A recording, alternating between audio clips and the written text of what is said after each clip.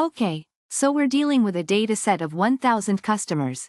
These customers are conveniently categorized into 3 different service plans: Plan A, Plan B, and Plan C. This grouping is important information for our analysis. Right, the core of this problem revolves around a specific technique: 5-fold stratified group cross-validation. This technique helps us evaluate our machine learning model fairly and reliably, ensuring we're not overfitting to specific subsets of our data. This statement suggests that each of the 5 folds will have precisely the same number of customers from each service plan. This is a bit too precise. While the goal is to distribute samples fairly, perfect equality is usually not achievable, especially with unequal group sizes. This is about maintaining a balanced representation of churners, customers who canceled their service, across our folds. Stratified cross-validation does a good job at ensuring that the proportion of churners is roughly similar in each of the 5 folds. It's about keeping the balance, not making it perfectly equal. This statement focuses on keeping customers from the same service plan together within the same fold. This is very important. If customers from the same plan were split across folds, we'd risk data leakage and biased results. Grouping ensures that our model learns and generalizes well. This option suggests that StratifiedGroupKFold is not suitable for this problem, but this is incorrect. This method is specifically designed to handle situations just like this one, with groups and stratified sampling for improved model evaluation. This corresponds to statement A: it's false. This corresponds to statement B: it's true. This corresponds to statement C: it's true. This corresponds to statement D: it's false. This technique is used for splitting data into training and testing sets while ensuring that the proportions of different categories, like churners versus non-churners, are similar across all folds. It also keeps customers with the same service plan together in the same fold. It's like making sure each slice of a pizza has roughly the same amount of pepperoni and cheese, and that the slices also respect the individual pizza toppings. The data is split into 5 folds for cross-validation. Each fold will have approximately the same proportion of churners and non-churners, and customers within the same service plan will stay together across the folds. Think of it as dividing the pizza into 5 slices, each with similar amounts of pepperoni and cheese, and maintaining individual topping placement per slice. One of the 5 subsets of the data used for model training and validation. It's a crucial part of cross-validation. This fold, as with all folds, will maintain the approximate proportion of churners and group consistency. This is just one of the 5 pieces of the pie used for training, and is representative of the overall pizza dataset as much as possible. Another subset, similar in composition to fold 1.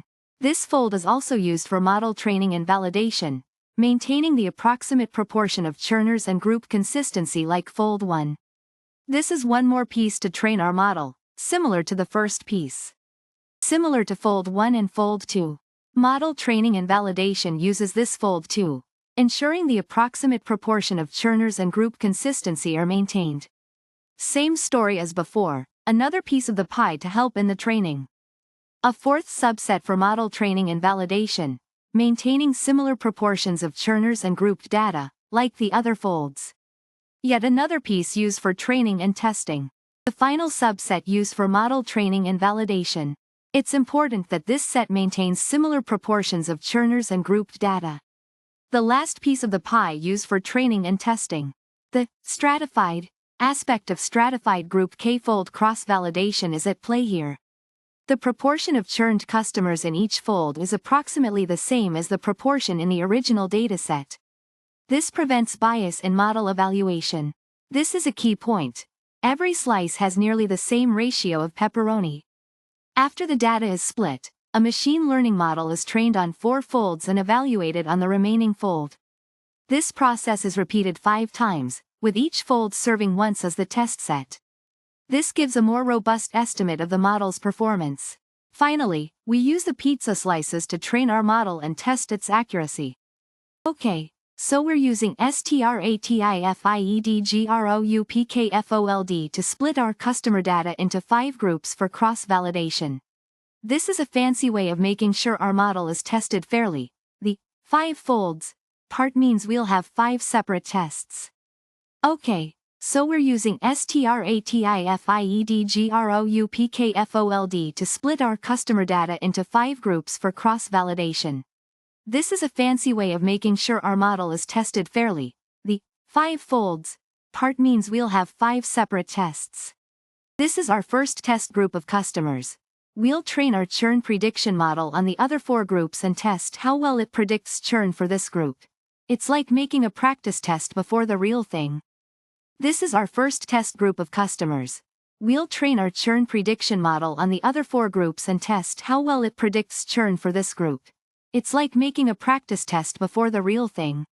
Similar to Fold 1, another independent testing set of customers, allowing for robust model evaluation by using different training sets each time. Similar to Fold 1, another independent testing set of customers, allowing for robust model evaluation by using different training sets each time. Yet another test group. We're doing this multiple times to see how consistent our model's performance is. Yet another test group. We're doing this multiple times to see how consistent our model's performance is. And another test group. By using multiple folds, we aim to reduce the chance that our model just happens to work well on one particular dataset but not others, thus boosting reliability. And another test group. By using multiple folds, we aim to reduce the chance that our model just happens to work well on one particular dataset but not others, thus boosting reliability. The final test group. After we see how our model performs on all 5 folds, we'll have a much more reliable idea of its accuracy. The final test group. After we see how our model performs on all 5 folds, we'll have a much more reliable idea of its accuracy. This is the key advantage of stratified cross-validation. Each of these 5 folds will have roughly the same proportion of customers who churned and those who didn't. This ensures a fair and representative evaluation of the model. This is the key advantage of stratified cross-validation. Each of these 5 folds will have roughly the same proportion of customers who churned and those who didn't.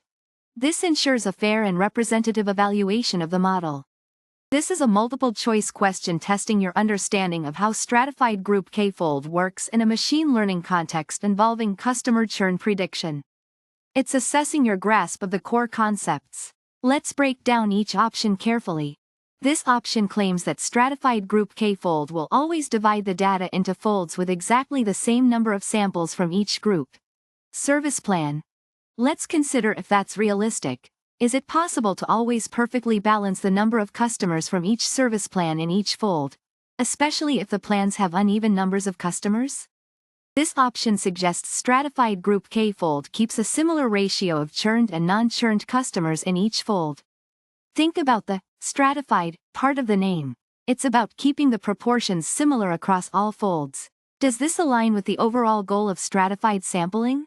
Here, we're focusing on the group aspect of StratifiedGroupKFold. This option is about avoiding data leakage. Data leakage happens when information from the test set, unseen data during training, influences the model's training. Does keeping customers with the same plan together help with that? If customers from the same plan were split between training and testing sets, could that lead to problems? Option D claims that StratifiedGroupKFold is unsuitable for this situation because it can't handle group information, service plans. Does the name, StratifiedGroupKFold, itself suggest otherwise? Let's consider the core function of this technique. Does it contradict this claim? This is a technique in machine learning that divides data into folds, groups, while ensuring that the proportion of different categories, like churners and non-churners, is roughly the same in each fold, and that samples from the same group, like customers with the same service plan, stay together within the same fold. It's like carefully dealing a deck of cards to ensure each player has a similar mix of suits and values. This helps prevent bias in evaluating a model's performance.